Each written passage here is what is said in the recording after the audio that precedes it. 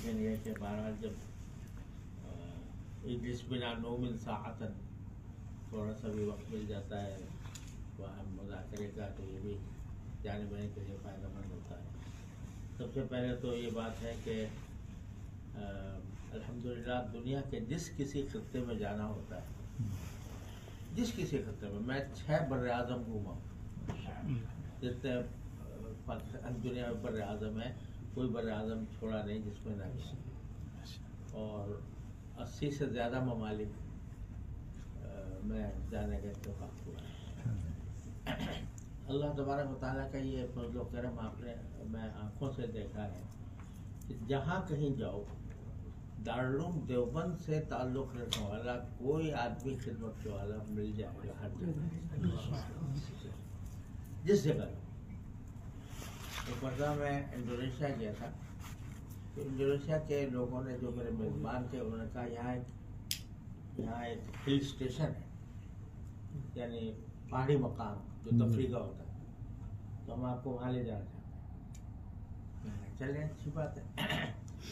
वहाँ गए, हम घूम फिर रहे थे, तो अब इंडोनेशिया तो दारुल हुकूमत जकार्ता है, फिर दूसरा उसका सूबा है सूराबाया, वहाँ गए। सूराबाया बड़ा शहर है।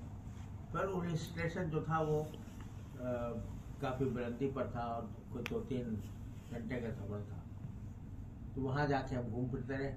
जब मगरिब का वक्त आया तो हमने कहा भाई कोई मस्जिद हो तो नमाज़ पढ़े। हमने जाके मस्जिद में नमाज़ पढ़ी। नमाज के बाद जब इमाम साहब से मुलाकात हुई तो बोले भाई आप मालूम हो रहे थे वो ऐसे ही हमारे हिंदुस्तानी पाकिस्तानी टाइप के। तो मैंने उनसे पूछा कि भाई आप यहाँ कैसे? कहा कि जी मैं दारुल देवबंद का पढ़ा हुआ हूँ।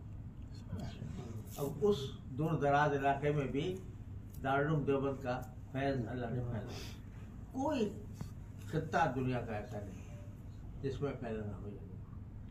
तो ये अल्लाह ताला ने हमें इस ताइफ़ा मंसूरा से अल्लाह ताला ने वाबस्ता कर दिया। इस पर बहुत ही शुक्र अदा करने की ज़रूरत है। और ये अब आज आप हज़रात से यहाँ मुलाकात हो रही है, पता नहीं कितने मुल्कों में इसी तरीके से अपने साथियों से वहाँ पर मुलाकात होती है।